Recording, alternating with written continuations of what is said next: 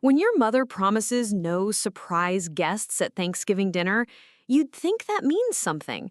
But apparently, some promises are made to be broken, especially when your ex-boyfriend shows up holding your sister's hand. I'd love to know which corner of the globe you're watching from. And if this story speaks to you, make sure to subscribe. Tomorrow's video is one you absolutely can't miss.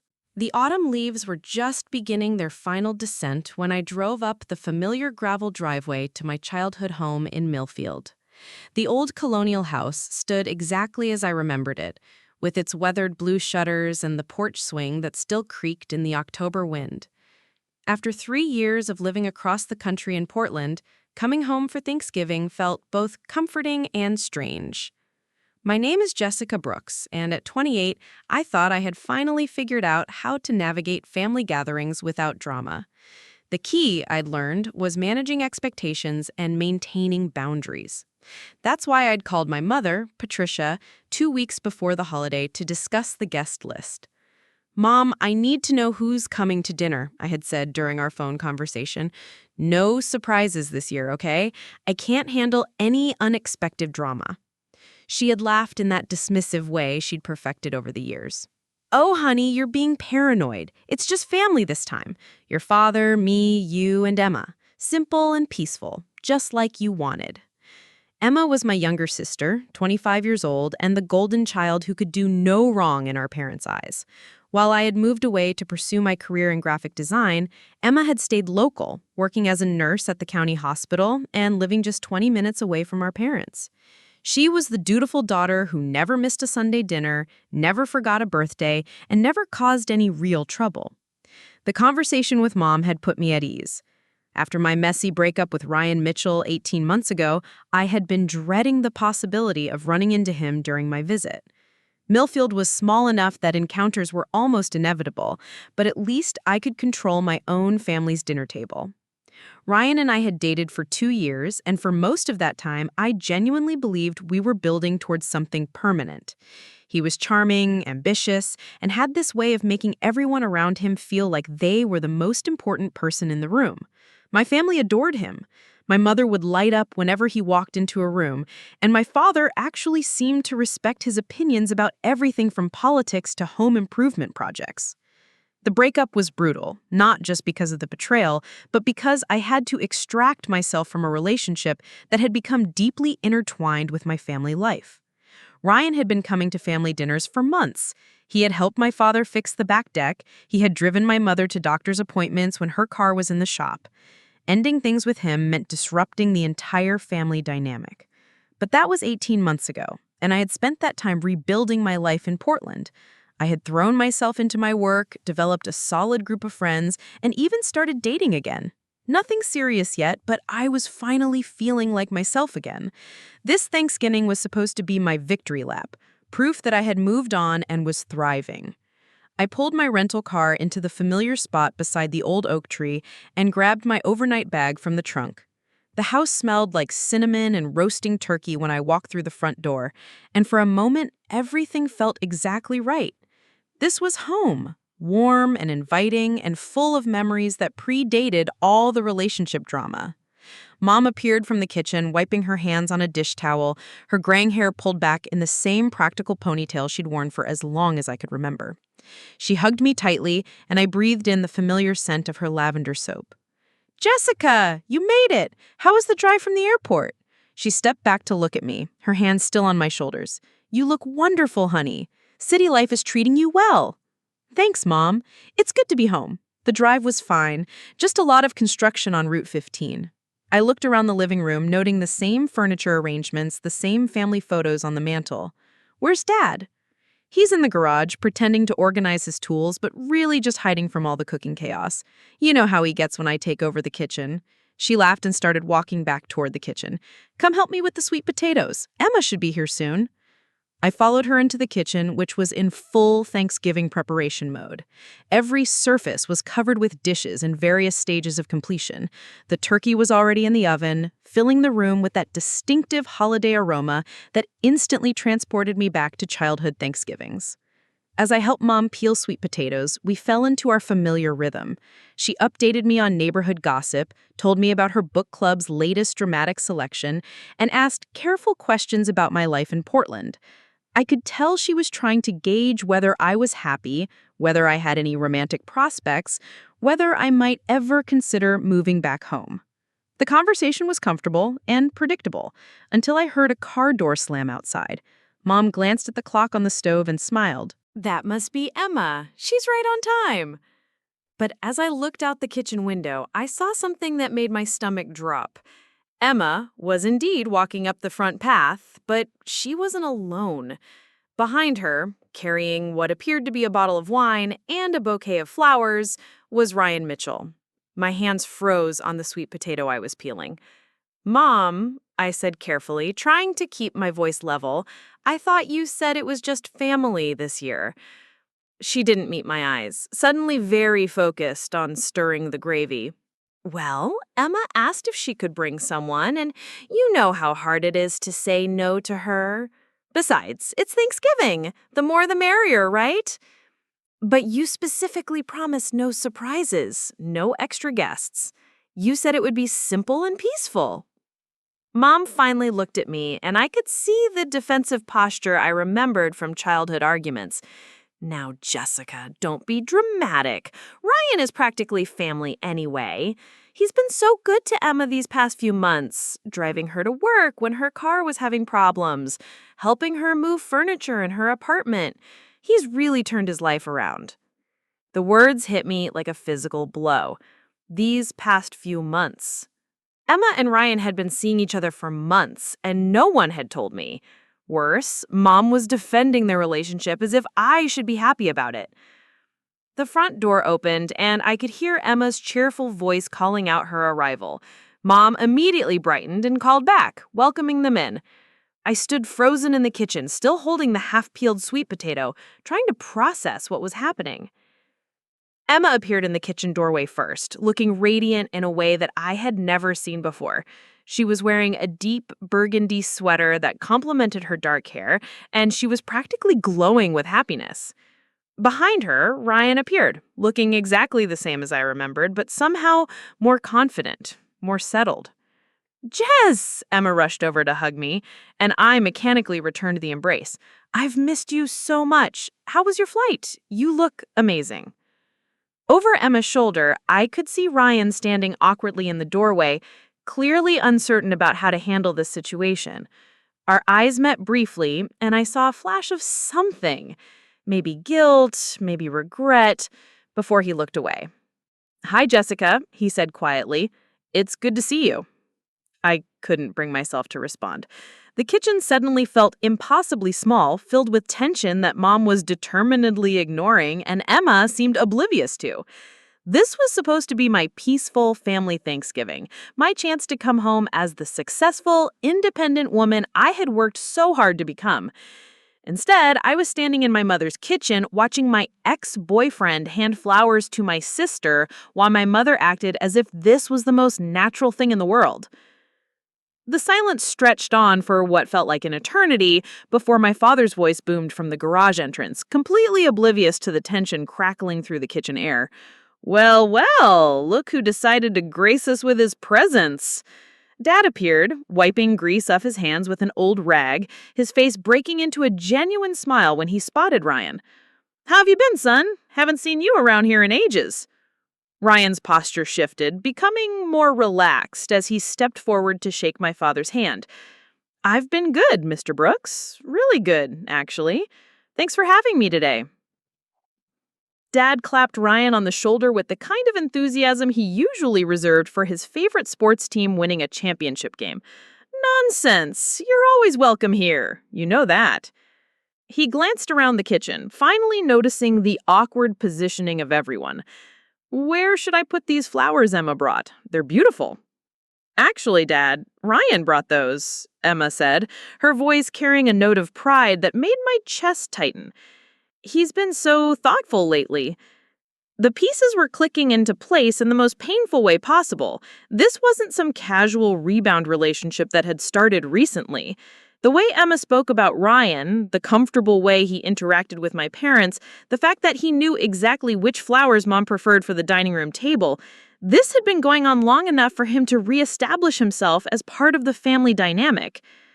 Mom busied herself arranging the flowers in a crystal vase, chattering about how lovely they were and how Ryan always had such good taste. Emma moved around the kitchen with practiced ease, checking on dishes and adjusting seasoning as if she'd been helping with family dinners all along, which, of course, she had been, but apparently not alone. I found myself standing in the middle of this domestic scene like an outsider looking in. Everyone else seemed to have adjusted to this new reality months ago, while I was still processing the basic fact that it existed. Jessica, honey, could you help me carry these serving dishes to the dining room? Mom's voice cut through my spiral of thoughts. Dinner's almost ready, and I want everything to be perfect. I nodded numbly and picked up a bowl of stuffing, following her through the doorway into the dining room. The table was set with Mom's good china, the same pattern she'd used for every important family meal since I was a child. 5 place settings instead of the 4 I'd been expecting, with Ryan's spot directly across from where I usually sat. A lot of love and effort went into bringing this story to life. If you're enjoying it, we'd be so grateful if you'd subscribe to our channel. Now, back to where we left off. Mom, I said quietly, setting down the stuffing bowl more forcefully than necessary. We need to talk. She was adjusting the centerpiece, moving the candles a fraction of an inch to the left. Not now, Jessica. We have guests and dinner is getting cold. That's exactly what I want to talk about. You lied to me. She finally stopped fussing with the table decorations and looked at me directly. I did not lie to you. I said it would be family, and Ryan is like family. He's my ex-boyfriend, Mom. My ex-boyfriend who cheated on me.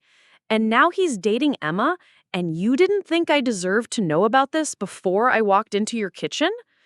Her expression hardened in a way I remembered from childhood arguments when I'd pushed too far. Your relationship with Ryan ended a long time ago, Jessica. You moved across the country. You've made it very clear that your life is elsewhere now. Emma deserves to be happy, and she is happy with Ryan. So this is my fault? I moved away from my career, so I forfeit any right to feel uncomfortable about my ex dating my sister?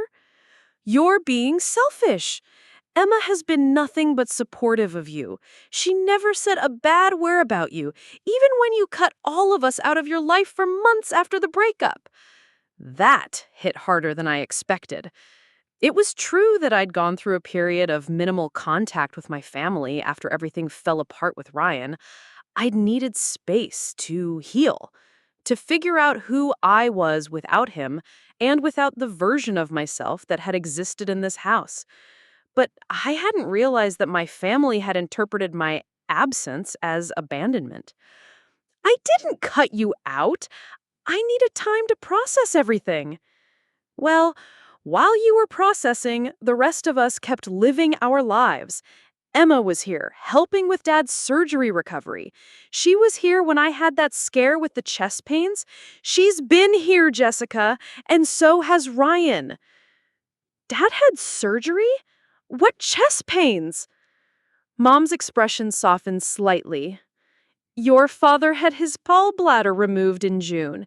It was outpatient, nothing serious, but he needed help getting around for a few weeks. Emma took time off work to help out. And I had some heart palpitations in August that turned out to be nothing, just stress, but it was scary at the time. I felt like I had been punched in the stomach. Why didn't anyone tell me? We didn't want to worry you. You seemed so busy with your new life, your new job. Every time we talked, you sounded rushed, like you were trying to get off the phone. That wasn't entirely untrue. I had been building walls, protecting myself from the pull of home and family that had always made it hard for me to establish my own identity. But I'd never intended for those boundaries to mean missing important family events. The sound of laughter from the kitchen interrupted our conversation. Emma's voice, bright and musical, followed by Ryan's deeper chuckle and Dad's hearty guffaw, they sounded like a family unit, comfortable and connected in a way that made me feel like an intruder in my own childhood home. Mom picked up another serving dish and headed back toward the kitchen. We should join them. Everything's ready, and I want this to be a nice dinner. I followed her, but stopped in the doorway when I saw the scene in the kitchen. Emma was standing at the stove, stirring gravy, while Ryan stood behind her with his hands on his waist, saying something that made her laugh. Dad was leaning against the counter, nodding approvingly at whatever story Ryan was telling.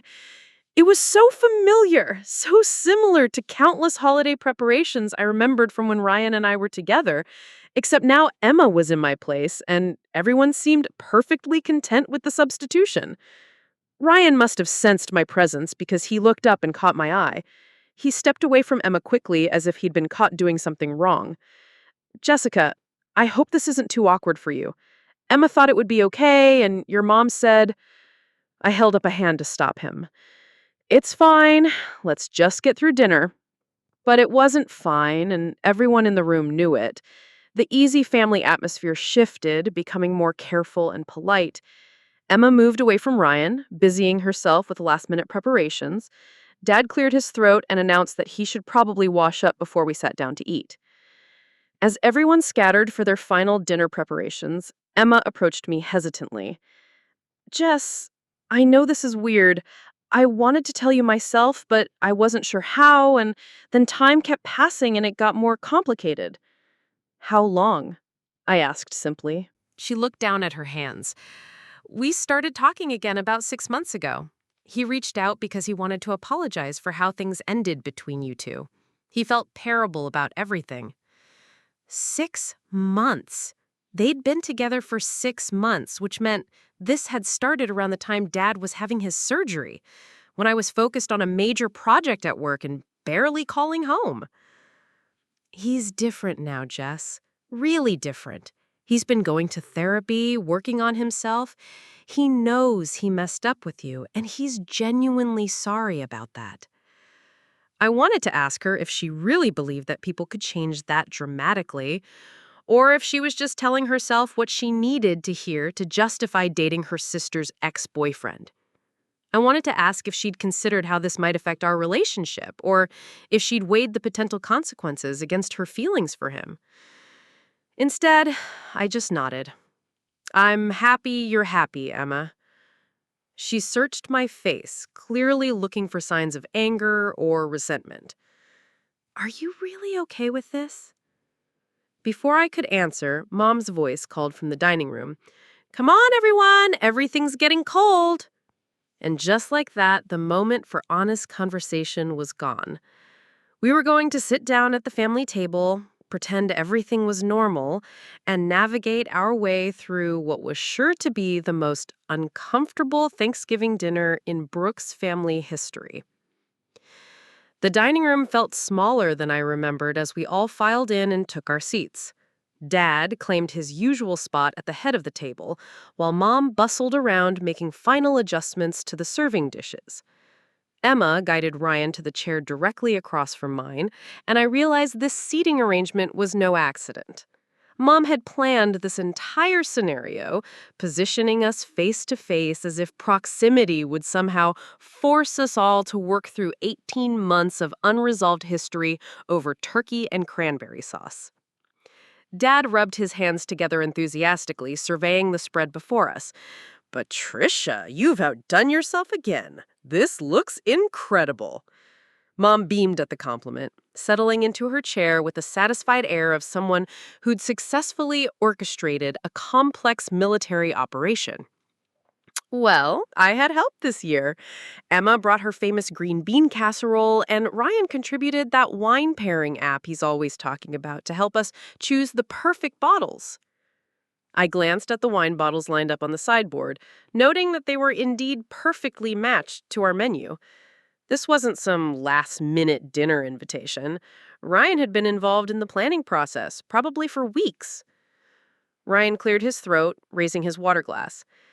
Before we start, I just want to say how grateful I am to be here with all of you. The Brooks family has always meant a lot to me, and I don't take this invitation lightly. Dad raised his own glass immediately. Hear, hear. It's good to have you back at our table, son. Emma's face glowed with happiness as she lifted her glass, and Mom followed suit with an encouraging smile. I sat there with my hands in my lap, watching this toast happen around me like I was viewing it through bulletproof glass. Jessica! Mom's voice had that warning edge I remembered from childhood dinners when I'd failed to exhibit proper manners. I picked up my water glass mechanically and took a small sip without saying anything. The gesture seemed to satisfy everyone enough to move forward, and Dad began carving the turkey with his usual theatrical flair. As dishes were passed around the table, the conversation flowed in directions that felt surreal. Emra and Ryan had apparently become regulars at the local farmers market where they discovered an artisanal soap vendor that Mom now swore by. Ryan had helped Dad install new gutters on the house just last month, and they'd bonded over Dad's collection of vintage tools. They've been living parallel lives to the ones Ryan and I had shared, except everything seemed more established, more integrated into the family fabric. When Ryan and I were together, these family interactions had felt special, but somewhat formal, like I was introducing an outsider to my world. Now he seemed to belong here in a way that was both familiar and completely foreign. So, Jessica, Ryan said, finally addressing me directly, Emma tells me your graphic design business is really taking off in Portland. That's fantastic. You always had such a good eye for visual storytelling. Thank you. It's been challenging, but rewarding. I've been working with some interesting clients, mostly small businesses looking to rebrand themselves. Ryan leaned forward slightly, and for a moment I could see the person I'd once fallen in love with. That's exactly the kind of work you always talked about wanting to do. Remember when you redesigned the logo for that coffee shop near your old apartment? You were so excited about how you'd captured their whole aesthetic in one simple image. I did remember. It had been one of my first freelance projects, and Ryan had been genuinely enthusiastic about my excitement over it. But hearing him reference that memory now in front of Emma and my parents felt like he was claiming ownership of a piece of my history that no longer belonged to him. That was a long time ago, I said carefully. Not that long, he replied, and there was something in his tone that made Emma glance between us uncertainly. Mom jumped in with forced brightness. Well, I think it's wonderful that you're both doing so well in your careers. Emma just got promoted to head nurse in the cardiac unit, you know. The conversation shifted to Emma's new responsibilities at the hospital, and I found myself genuinely interested despite the underlying tension. My sister had always been brilliant, but she'd also been modest about her achievements. Listening to her describe the complex cases she was now handling and the team she was managing, I realized how much I'd missed about her professional growth during my self-imposed distance from the family. She's being humble, Ryan added, reaching over to squeeze Emma's hand. She completely revolutionized their patient care protocols. The mortality rates in her unit have dropped significantly since she took over. Emma blushed at the praise, but I could see she was pleased. It occurred to me that Ryan was providing the kind of support and encouragement that I should have been offering as her sister. While I'd been building my new life in Portland, he'd been here celebrating her victories and, presumably, comforting her through the challenges. The realization stung more than I expected. I'd always thought of my move to Portland as necessary self-care, but from my family's perspective, it had been abandonment. And Ryan had filled the void I'd left behind, not just romantically with Emma, but as a supportive presence in all of their lives. Dad launched into a story about his recent attempts to master social media for his small accounting practice, and everyone laughed at his description of accidentally posting a photo of his breakfast instead of a professional headshot. The laughter was genuine and warm, the kind of family moment I'd been craving during my lonely holidays in Portland. But even as I found myself smiling at Dad's antics, I couldn't shake the feeling that I was watching the scene from the outside. Everyone else seemed so comfortable together. Their relationships deepened by shared experiences I hadn't been part of. Ryan fit seamlessly into the family dynamic, finishing Dad's sentences and anticipating Mom's needs in a way that spoke to months of regular interaction. The wine Ryan had chosen was indeed perfect with the meal, and as we moved through the main course, the conversation became more relaxed and flowing. Emma told funny stories from the hospital, carefully avoiding any medical details that might be disturbing over dinner. Dad shared updates on his clients' increasingly creative attempts to avoid paying their taxes. Mom described the ongoing drama in her book club, where two members had started a feud over their interpretation of the latest romance novel. It was exactly the kind of family dinner I'd been homesick for during my time in Portland, except for the glaring presence of my ex-boyfriend holding my sister's hand and contributing to every conversation like he'd never left. As Mom brought out dessert, her famous pumpkin pie with homemade whipped cream, Emma excused herself to use the bathroom. The moment she left the room, the atmosphere shifted subtly. Dad and Mom continued their conversation about holiday plans, but Ryan's attention turned fully to me. "Jessica," he said quietly, leaning slightly across the table, "I know this is complicated, and I want you to know that I never intended for things to happen this way." I met his eyes for the first time since he'd arrived. "How exactly did you intend for things to happen?" He was quiet for a moment, glancing toward the hallway where Emma had disappeared. "After we broke up, I realized I had a lot of work to do on myself. I started therapy, really examined the patterns in my life that led to me hurting you the way I did. I never wanted to get involved with someone in your family, especially not Emma. But you did anyway. It wasn't planned. We started talking because she was worried about you, actually. You'd stopped calling as much, and she could tell your parents were concerned. I reached out to apologize for my part in creating distance between you and your family." The irony was almost laughable. My ex-boyfriend and my sister had bonded over concern for my well-being, and that concern had apparently blossomed into a romantic relationship that had effectively replaced me in my own family's life. And one thing led to another. I kept my voice low, aware that my parents were still chatting nearby. "It wasn't like that. We became friends first. She was going through a difficult time with some issues at work, and I was dealing with my own stuff in therapy. We supported each other, and over time, it became something more."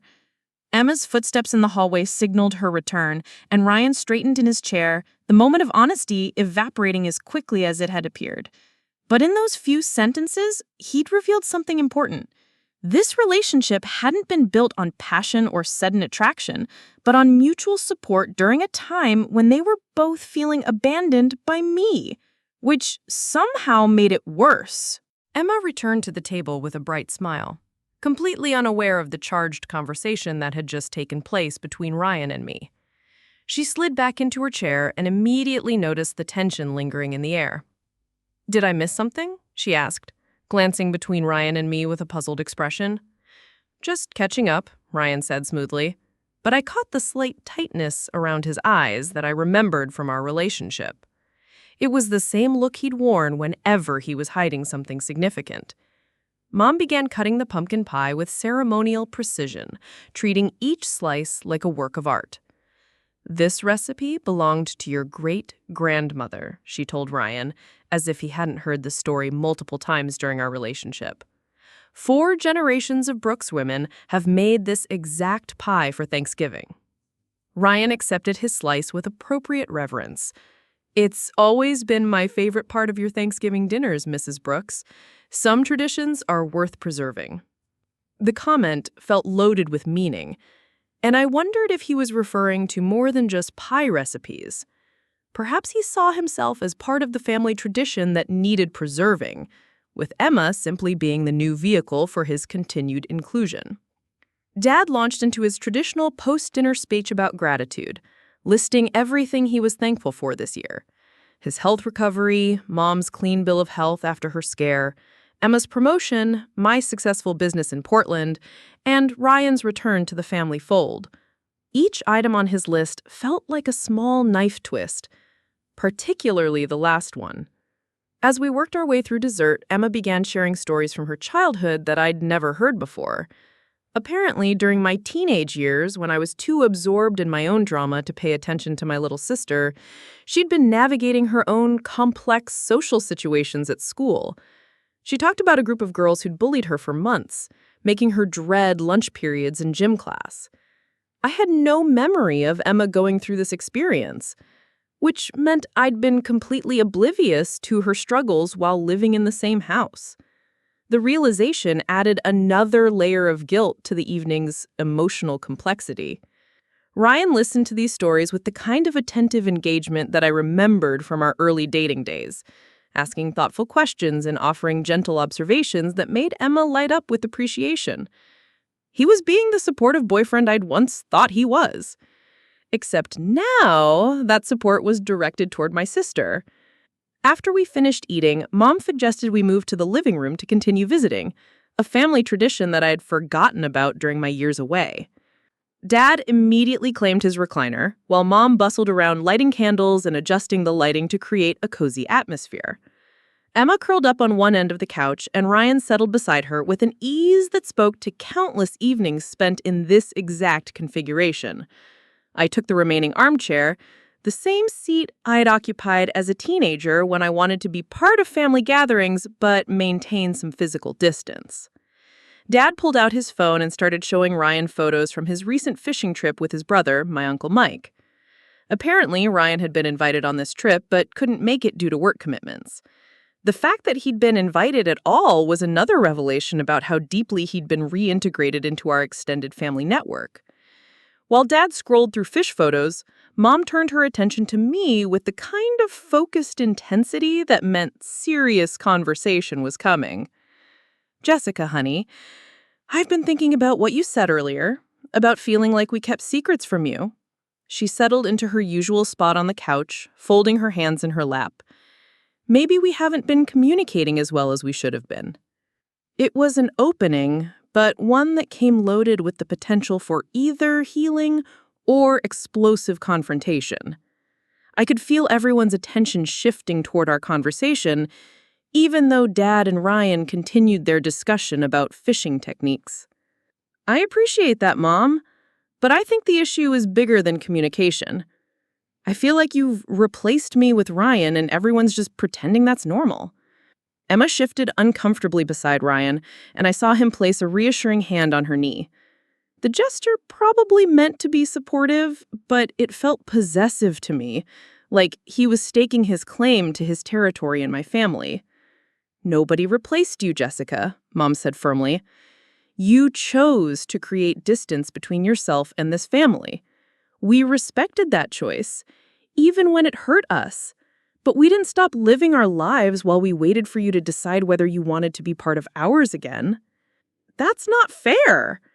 I needed space to heal after everything that happened with Ryan. I thought you understood that." "We did understand it for a while.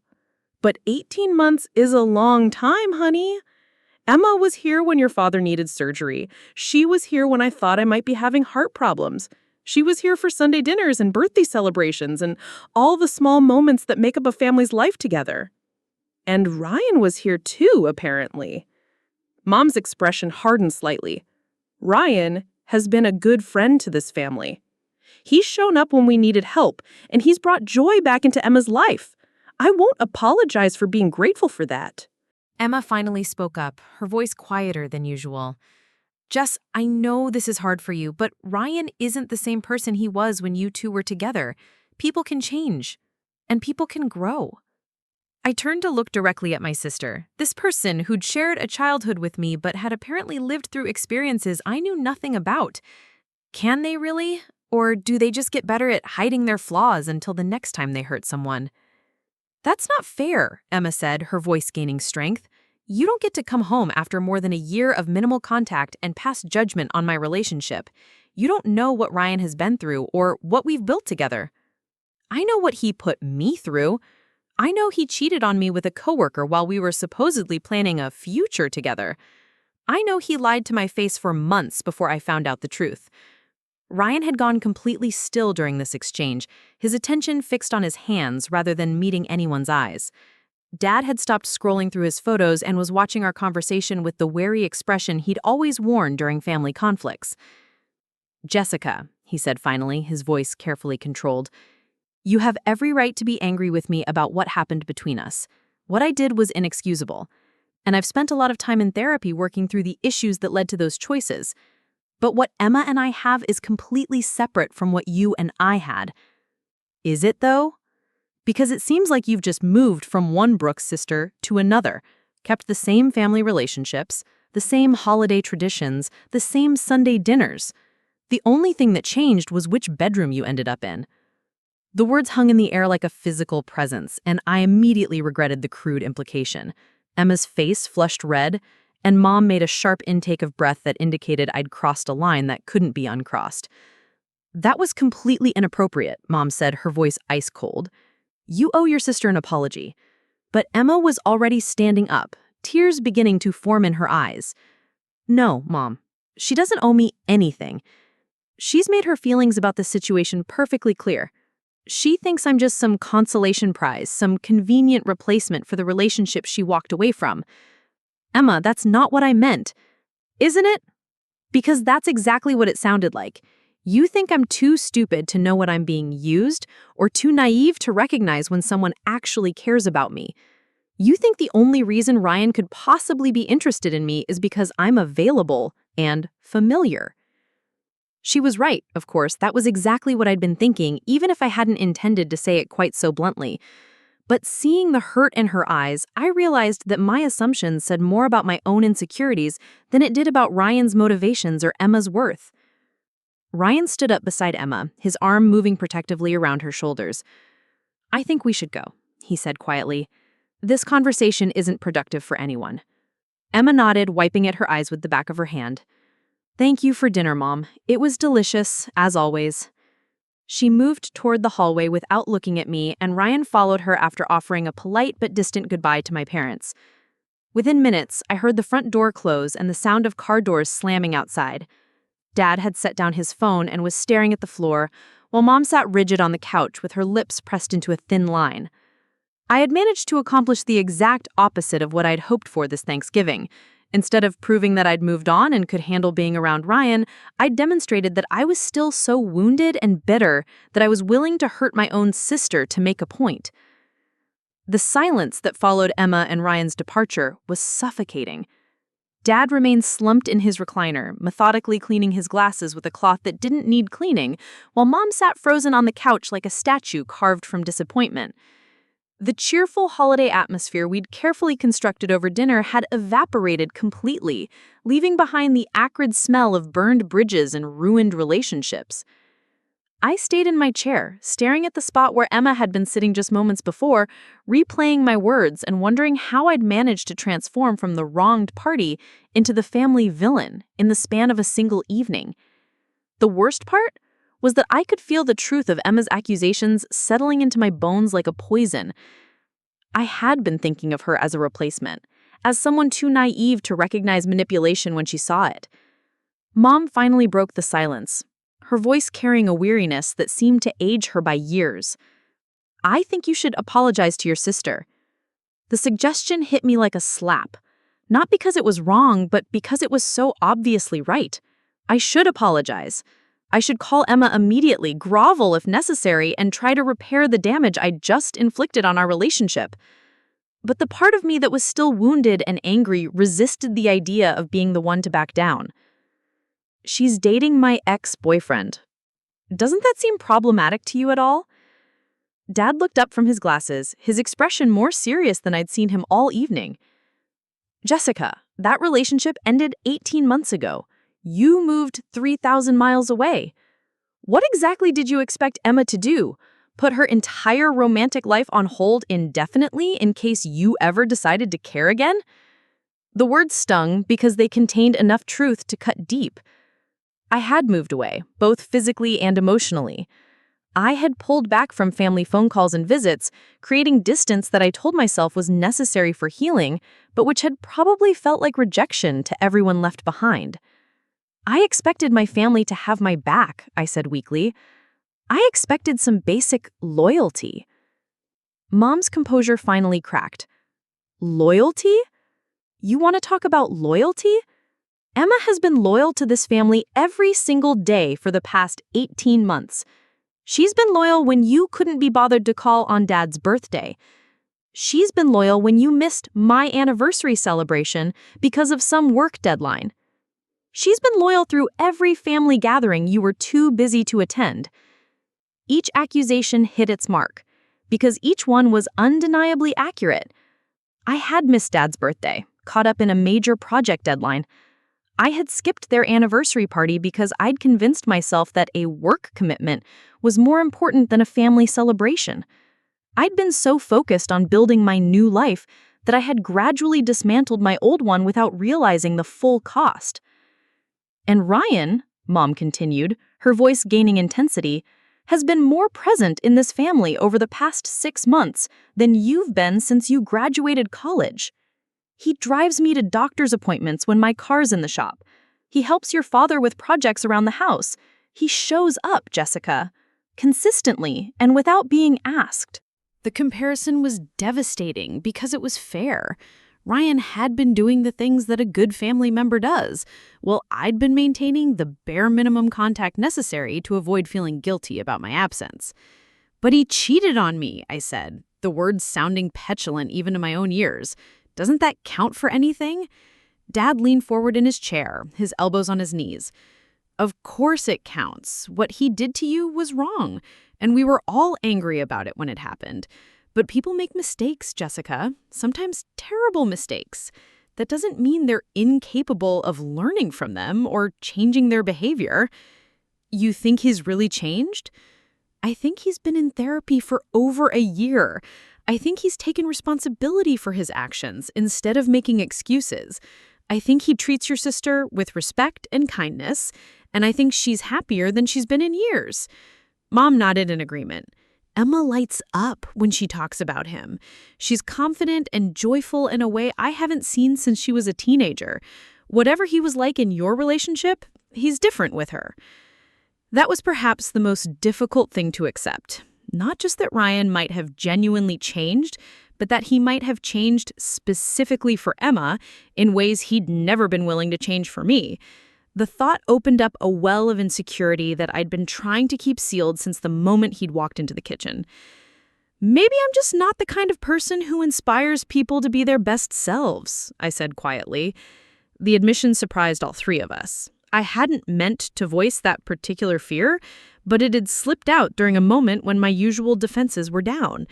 Mom's expression softened immediately. Oh, honey, that's not true. That's not true at all. Isn't it? Ryan was never willing to go to therapy when we were together.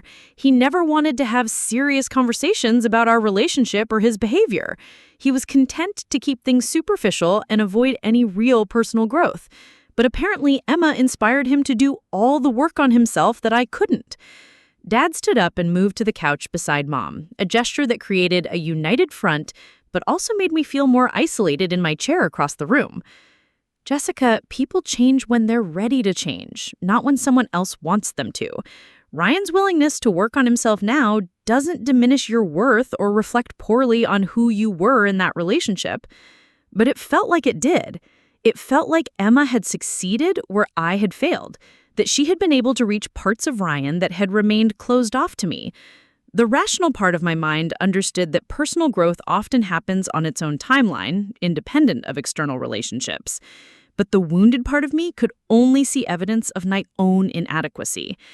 I think I need some air, I said, standing abruptly and heading toward the front door.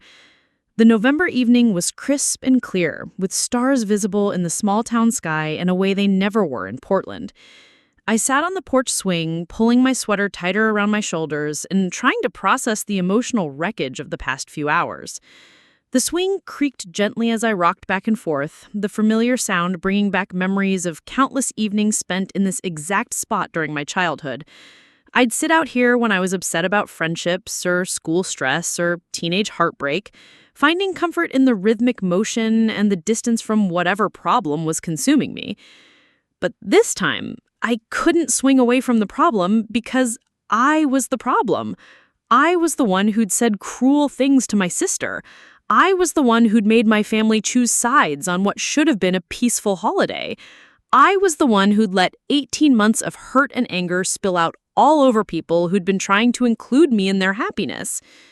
The front door opened behind me, and I expected to see Mom or Dad coming to either comfort me or deliver another lecture about my behavior. Instead, Emma appeared, walking slowly toward the swing with her arms wrapped around herself for warmth. "I thought you left," I said, surprised to see her. "We did. We went back to my apartment, but I couldn't stop thinking about what happened. Ryan's waiting in the car. He thought I should talk to you alone." She sat down beside me on the swing, maintaining enough distance to signal that she was still hurt, but close enough to indicate willingness to have a conversation. For several minutes, we swung in silence, both of us staring out at the familiar neighborhood where we'd grown up. "I'm sorry," I said finally. "What I said there was cruel and unfair, and I didn't mean it the way it sounded." "Yes, you did," Emma replied quietly. "Maybe you didn't mean to say it out loud, but you meant it. You think I'm some naive little sister who doesn't know when she's being manipulated." The accusation hung between us, and I couldn't deny its accuracy without lying to both of us. "I think I'm scared," I admitted. "Scared that you're going to get hurt the way I got hurt, and scared that if that happens, our family will be broken in a way that can't be fixed." Emma considered this for a moment, her breath visible in small puffs in the cold air. "I'm not you, Jess. I'm not the same person you were when you were with Ryan, and he's not the same person he was when he was with you. How can you be sure?" "I can't be sure. Nobody can be sure about anything when it comes to relationships. But I know how he treats me. I know the work he's done for himself. I know that he's honest with me about his therapy sessions and his struggles. I know that he encouraged me to apply for the promotion at work, even when I was scared I wasn't qualified. I know that he's never made me feel like I'm competing with his past or living in someone else's shadow." The last comment was clearly directed at my behavior, and it landed with the intended impact. I had been treating Emma like she was living in my shadow, as if her relationship with Ryan was somehow about me rather than about the two of them. I've been selfish, haven't I? "You've been hurt," Emma said. "There's a difference, but the result is the same. You've been so focused on protecting yourself from more pain that you haven't been able to see what's actually happening around you." She was right, of course. I'd been so concerned with my own emotional safety that I'd missed my sister's professional success, my father's health scare, my mother's medical concerns, and the genuine happiness that Emma had found with someone who'd once broken my heart. "I miss being part of this family," I said. "I miss knowing what's happening in everyone's lives. I miss Sunday dinners and birthday parties and just being able to call home without it feeling awkward." "Then come home," Emma said simply. "Not physically, necessarily, but emotionally.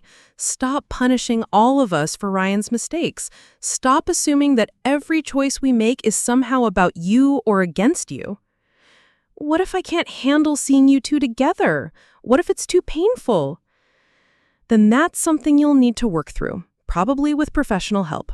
But you can't ask me to choose between having a relationship with you and having a relationship with Ryan. That's not fair to anyone." She was absolutely right, and the clarity of her position made me realize how unreasonable my expectations had been. I had been operating under the assumption that my pain gave me the right to control other people's choices, that my history with Ryan created some kind of permanent claim on my family's loyalty. "Can you forgive me for what I said there?"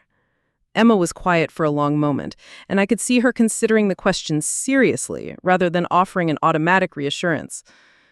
"I can forgive you for being hurt and scared and saying something you didn't mean, but I need you to understand that this isn't just about tonight.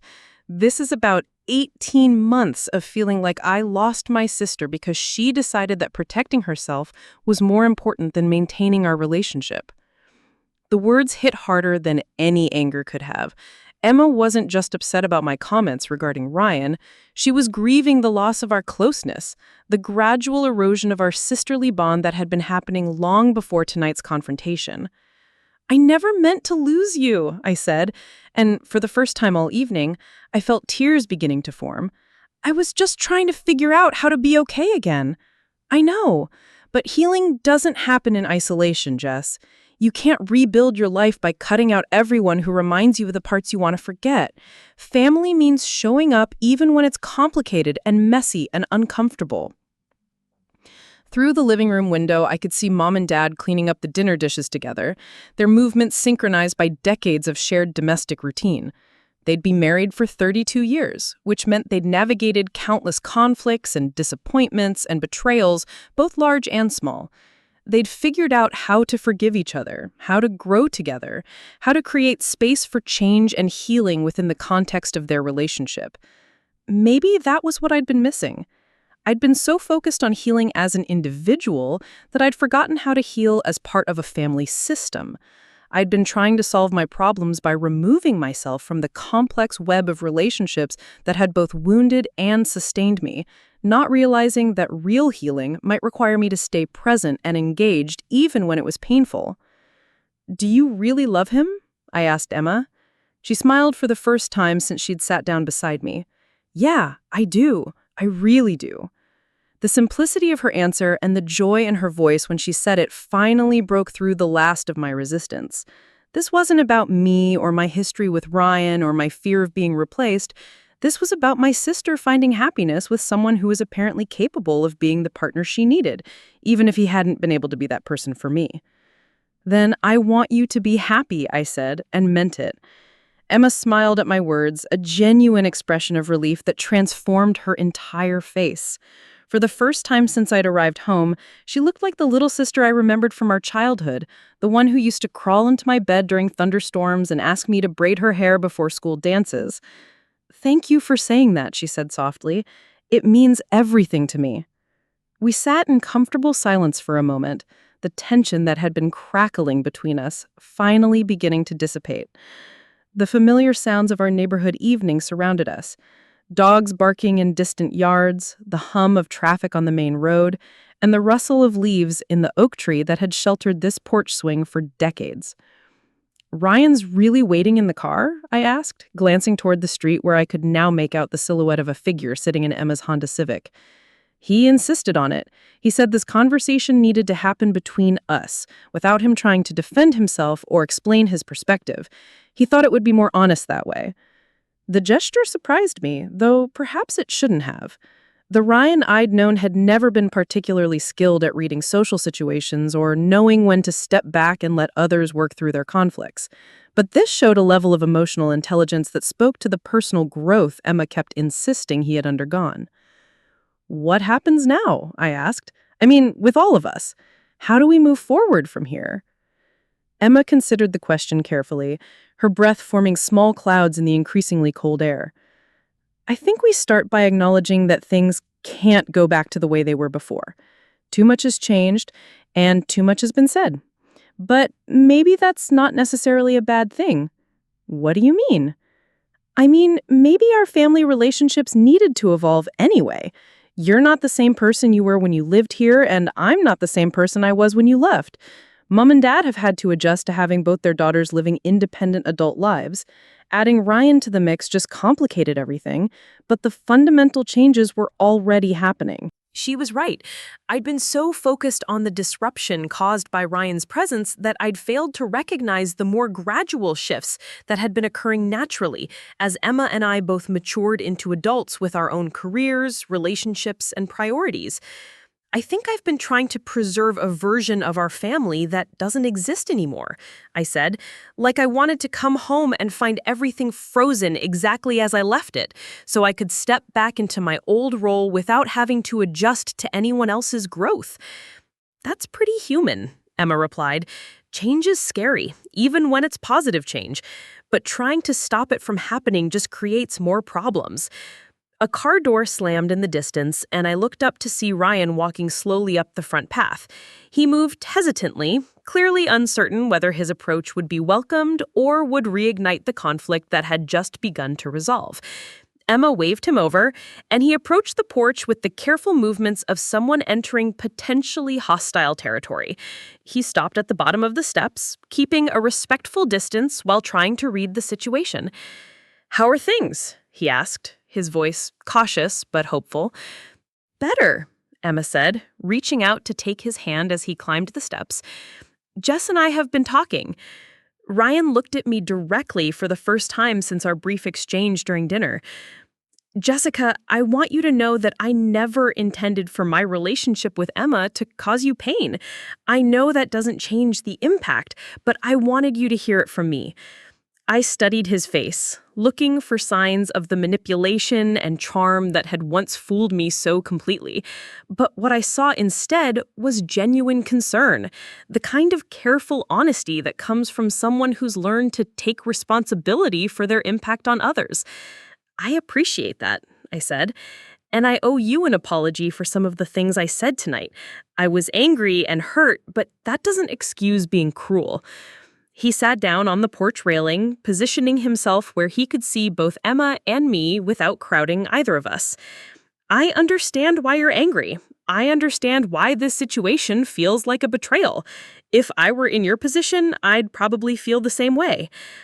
The acknowledgement was exactly what I needed to hear, but had never received during our relationship. The Ryan I'd dated had been defensive when confronted, quick to deflect blame and minimize his role in creating problems. This version seemed capable of sitting with discomfort and accepting responsibility without trying to escape it. Emma tells me you've been in therapy, I said. For about 14 months now. It started because I realized that what I did to you wasn't an isolated mistake. It was part of a pattern of behavior that was going to keep hurting people I cared about, unless I figured out how to change it. What kind of pattern? Ryan was quiet for a moment, and I could see him choosing his words carefully. I had this habit of avoiding difficult conversations and uncomfortable emotions by creating distractions. Sometimes that meant working too much, sometimes that meant drinking too much, and sometimes that meant seeking attention from other people when my primary relationship felt too demanding or complicated. The honesty was startling.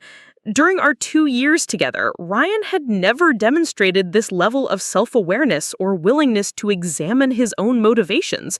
He'd always had explanations for his behavior that placed the responsibility elsewhere: work stress, family pressure, misunderstandings that weren't really his fault.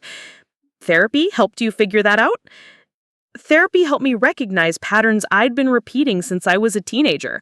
It helped me understand that avoiding difficult emotions doesn't make them go away, it just makes them show up in more destructive ways. And it taught me tools for staying present in relationships, even when things get uncomfortable. Emma squeezed his hand, and I could see the pride in her expression. This was clearly not the first time they'd discussed his therapeutic work, and she'd obviously been supportive of his efforts to grow and change. Does that mean you're completely different now? I asked. Because people don't usually transform that dramatically, even with professional help. No, I'm not completely different, Ryan admitted. I still have moments where my first instinct is to avoid or deflect when things get difficult, but now I recognize that instinct when it comes up, and I have strategies for pushing through it instead of acting on it. The work is ongoing. His answer felt authentic in a way that grandiose claims about total transformation wouldn't have. Real change, I was beginning to understand, wasn't about becoming a completely different person. It was about developing the tools to make better choices when faced with the same triggers and temptations that had previously led to destructive behavior. The front door opened behind us, and Mom appeared with 3 steaming mugs of hot chocolate. She offered them to us without comment, a peace offering that acknowledged the conversation taking place while respecting its privacy. "Thank you, Mrs. Brooks," Ryan said, accepting his mug gratefully. Mom paused for a moment, looking at the 3 of us sitting together on the porch. "I'm proud of all of you for talking through this," she said simply, before disappearing back into the house. The hot chocolate was exactly as I remembered from childhood winter evenings, rich and sweet with just a hint of cinnamon. The familiar taste brought back memories of countless family moments, both joyful and difficult, that had been navigated with patience and love over the years. "I have a question," I said, looking at both Emma and Ryan, "and I need an honest answer, even if it's not what I want to hear." They both nodded, waiting. "Are you two serious about each other? Like, is this heading toward marriage and kids and building a life together?" Emma and Ryan exchanged a look that contained entire conversations. There was an intimacy in that glance that spoke to shared dreams and private discussions about their future together. "We think so," Emma said carefully. "We're not rushing into anything, but yes, we're both hoping this relationship continues to grow in that direction." Ryan nodded in agreement. "We've talked about it extensively. We want to make sure we're building something solid and sustainable, not just getting swept up in the excitement of new love." The answer was exactly what I'd feared hearing, but also what I'd needed to know. This wasn't a casual relationship that might run its course naturally. These was two people who'd found something meaningful together and were actively working to build a future around it. Which meant I had a choice to make. I could continue to resist their relationship, creating ongoing tension and division in my family, or I could find a way to accept it and work toward rebuilding the connections that my withdrawal had damaged. "In that case," I said, taking a deep breath, "I think we need to figure out how to make this work for all of us. Because I don't want to lose my family over this, and I don't want Emma to have to choose between her sister and her boyfriend." Emma's eyes filled with tears, and she reached over to squeeze my arm. "That's all I've ever wanted, Jess. I just wanted my sister back." The simple statement broke something open in my chest, a tightness I'd been carrying for 18 months without fully recognizing it. I'd been so focused on protecting myself from further hurt that I'd lost sight of what I was actually trying to protect. It wasn't just my ego or my wounded pride. It was my connection to the people who'd known and loved me longest, the family relationships that had shaped my identity and provided the foundation for everything else in my life. "I don't know how to do this," I admitted. "I don't know how to be around the two of you together without feeling weird about it. I don't know how to participate in family gatherings where Ryan is also included. I don't know how to have a normal relationship with either of you when there's all this history and complication." "We don't know how to do it either," Ryan said. "None of us has ever been in this exact situation before. We're all going to have to figure it out together, and we're probably going to make mistakes along the way. But we can start small," Emma suggested. "Maybe you could come to Sunday dinner next time you're in town. Just the family, like it used to be. Except now, Ryan is part of the family. We don't have to pretend the past didn't happen, but we can focus on building something new for the future." The suggestion felt both terrifying and hopeful. The idea of sitting around my parents' dinner table with Emma and Ryan, making polite conversation about work and current events, while navigating the undercurrents of our shared history, seemed almost impossibly complex. But the alternative was continued estrangement from people I loved, continued absence from the family moments that gave meaning to holidays and celebrations and ordinary weekends. I'd spent 18 months learning that geographical distance couldn't heal emotional wounds, that building a new life didn't automatically repair the damage in existing relationships. Maybe it was time to try a different approach. Maybe healing required showing up consistently, even when it was uncomfortable. Maybe forgiveness was something that happened gradually through repeated small acts of grace rather than one dramatic gesture of reconciliation. "Okay," I said finally, "let's try the Sunday dinner thing. But I reserve the right to be awkward and weird about it for a while." Emma laughed, the first truly joyful sound she'd made all evening. "Deal! We reserve the right to be awkward and weird too." Ryan smiled, and for the first time since he'd walked into Mom's kitchen, he looked genuinely relaxed. "I think we can all agree that this situation is inherently awkward and weird. The goal isn't to eliminate that completely. The goal is to get comfortable with it."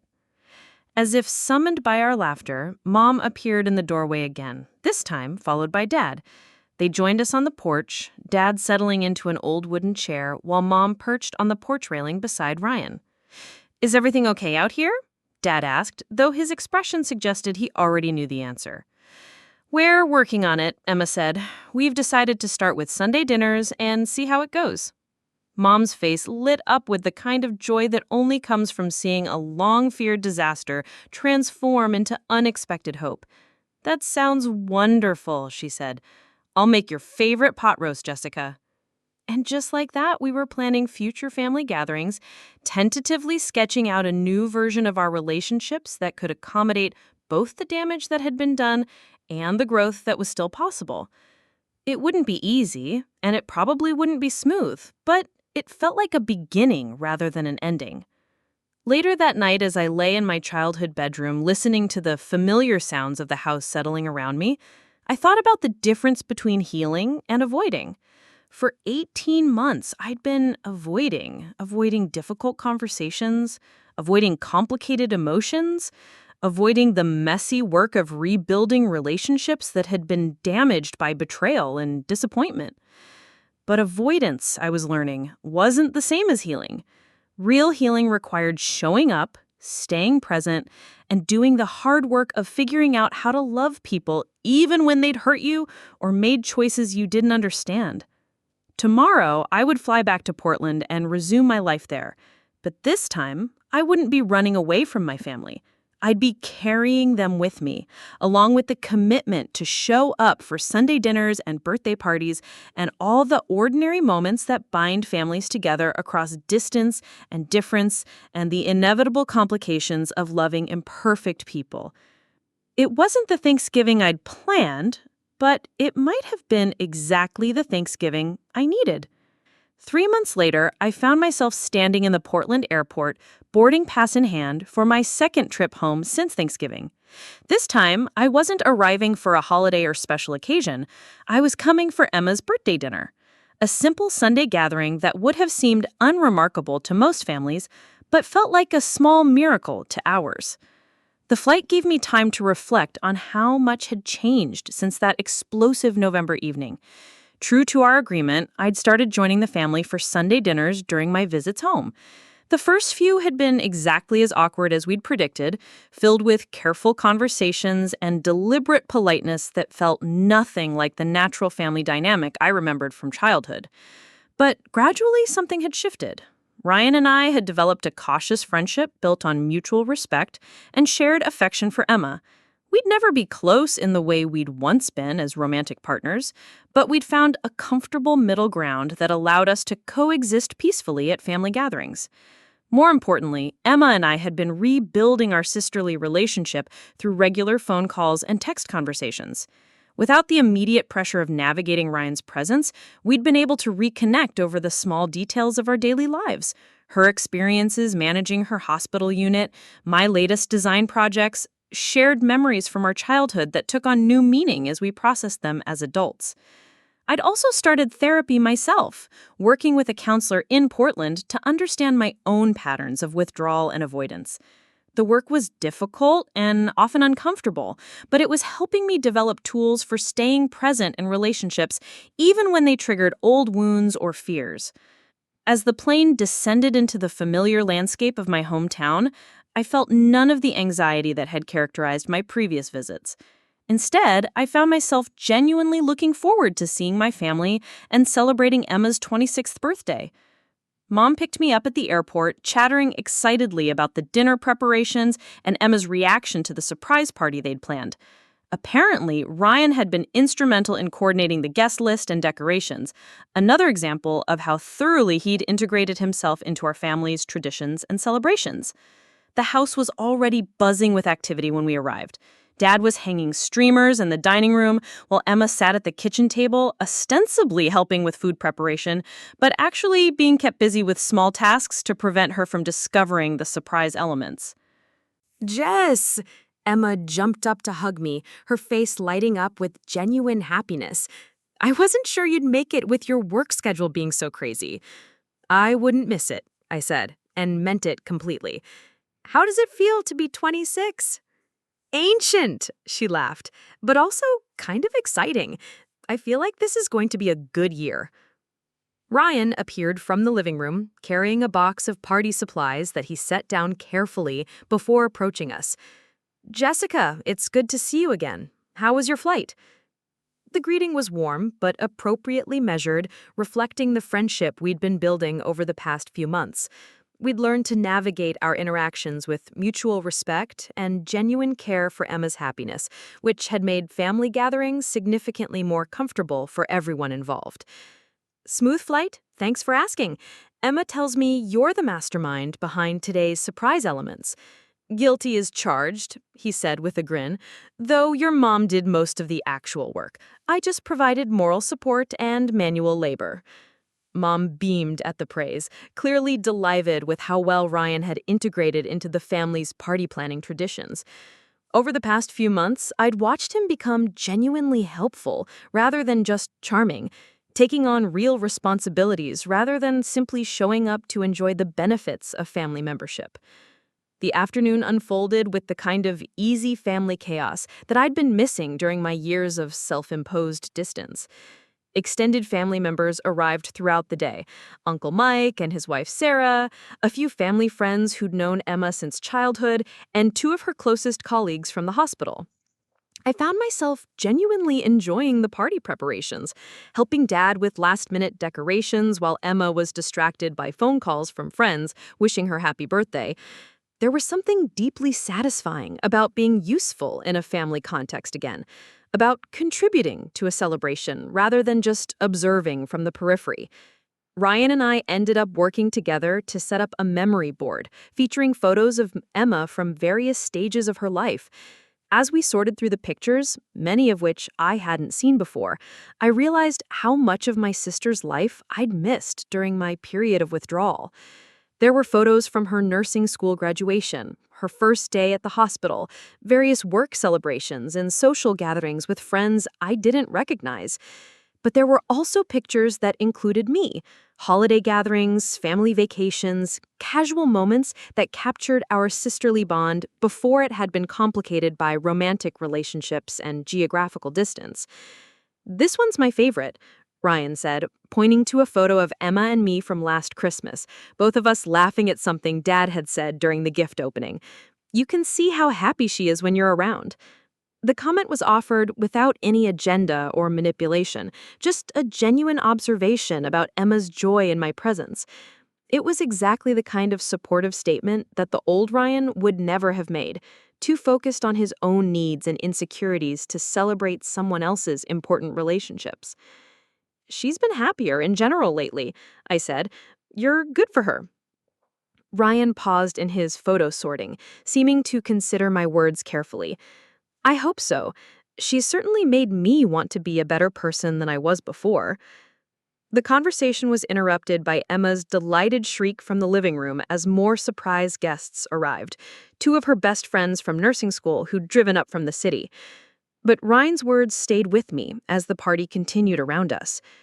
During dinner, I watched the dynamics between Emma and Ryan with new eyes, no longer filtering their interactions through the lens of my own hurt and resentment.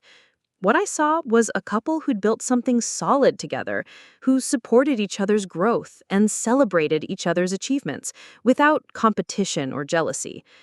Ryan listened attentively when Emma talked about the challenges of managing her hospital unit, asking thoughtful questions that showed he understood the complexities of her work.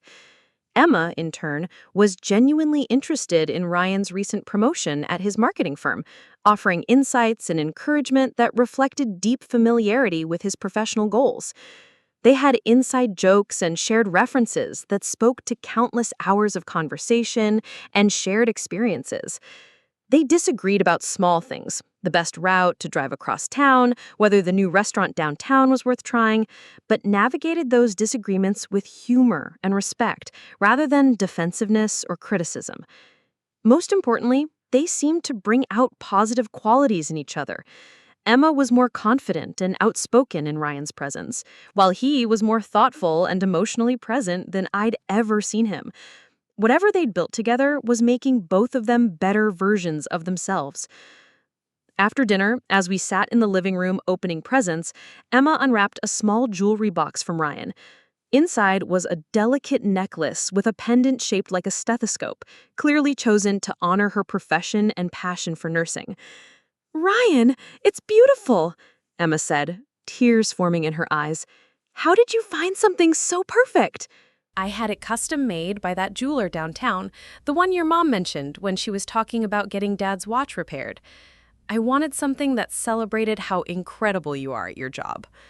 The gift was thoughtful in a way that reflected real knowledge of Emma's values and interests. It wasn't expensive or showy, but it was deeply personal and meaningful. Emma's emotional response made it clear that Ryan had succeeded in finding something that truly represented his understanding of who she was and what mattered to her. As the evening wound down and guests began to leave, I found myself helping with cleanup alongside Ryan and Emma. The three of us worked together efficiently, falling into a rhythm that felt surprisingly natural. We chatted about work and mutual friends, made plans for future family gatherings, and shared the kind of comfortable companionship that characterized healthy family relationships. When it was time for me to head back to my hotel, Emma walked me to my rental car while Ryan finished loading the dishwasher. "Thank you for being here today," she said, hugging me tightly. "It meant the world to me to have my sister at my birthday party." "Thank you for inviting me and for being patient with me while I figured out how to handle all this. I know it wasn't easy when I was being difficult about your relationship." Emma stepped back to look at me directly. "You weren't being difficult, Jess. You were being hurt. There's a difference, and I never blamed you for needing time to work through your feelings." The grace in her response reminded me why I'd always admired my younger sister, even when I'd been too caught up in my own drama to express that admiration appropriately. "I like seeing you happy," I said. "Really, truly happy. And you are happy with him." "I am," she confirmed, her face glowing with contentment. "He's not the same person he was when you knew him, but more than that, we're good together in a way that feels sustainable and healthy." As I drove back to my hotel that night, I reflected on how completely my perspective had shifted over the past few months. What had once felt like an unbearable betrayal now seemed like a natural evolution of family relationships. Complicated, but ultimately positive. Ryan and Emma had found something real together, built on a foundation of mutual respect, shared values, and genuine affection. My history with Ryan had taught him lessons about relationships that he'd been able to apply successfully with Emma, while her influence had inspired him to become the kind of partner he'd never been able to be for me. The next morning, before my flight back to Portland, I stopped by Emma's apartment for coffee. She was still in her pajamas when she answered the door, looking comfortable and relaxed in a way that reminded me of our childhood weekend mornings. We sat on her couch, drinking coffee and talking about everything and nothing: her plans for the upcoming work week, my latest client projects, our parents' ongoing home improvement adventures. It was exactly the kind of easy sisterly conversation I'd been missing for too long. Ryan emerged from the bedroom around 10, clearly having spent the night but maintaining appropriate boundaries given my presence. He greeted me warmly, made his own coffee, and joined our conversation without disrupting the flow or making things awkward. As I prepared to leave for the airport, Emma walked me to my rental car while Ryan finished loading the dishwasher. "I love you," she said simply, "and I'm so glad we found our way back to each other." "I love you too," I replied, "and I'm proud of the life you're building here." The flight home gave me time to process the weekend and consider how much had changed in my understanding of family, forgiveness, and the complicated process of healing from betrayal. I'd learned that holding on to hurt and resentment hadn't protected me from further pain. It had only isolated me from the people I loved most. More importantly, I discovered that forgiveness wasn't a single dramatic gesture, but an ongoing practice of choosing love over fear, connection over protection, and growth over stagnation. It required showing up consistently, even when things were uncomfortable, and trusting that relationships could evolve and improve over time with patience and effort. My phone buzzed with a text message as the plane took off. It was from Emma, with a photo from the party showing all of us laughing together around the dinner table. The caption read, "Best birthday ever. Thank you for coming home." Looking at that picture, I could see what we'd built together over the past few months. Not a recreation of our old family dynamic, but something new and stronger that incorporated all the growth and change we'd experienced individually and collectively. Ryan was part of our family now, not as my replacement or as a threat to existing relationships, but as someone who loved Emma and contributed positively to our shared life together.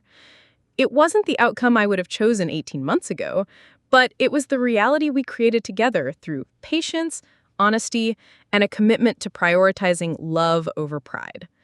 As Portland came into view below, I felt genuinely grateful for the messy, complicated, ultimately beautiful process that had brought us all to this point. Sometimes the most unexpected challenges lead to the most meaningful growth. And sometimes the people who hurt us most deeply are also capable of teaching us the most important lessons about resilience, forgiveness, and the endless possibility for healing that exists within loving families. Looking for more? We've got 2 amazing stories ready for you right on screen. If this one touched you, these are absolutely worth your time. Click to watch them now. And hey, subscribe and hit that bell to never miss our latest uploads.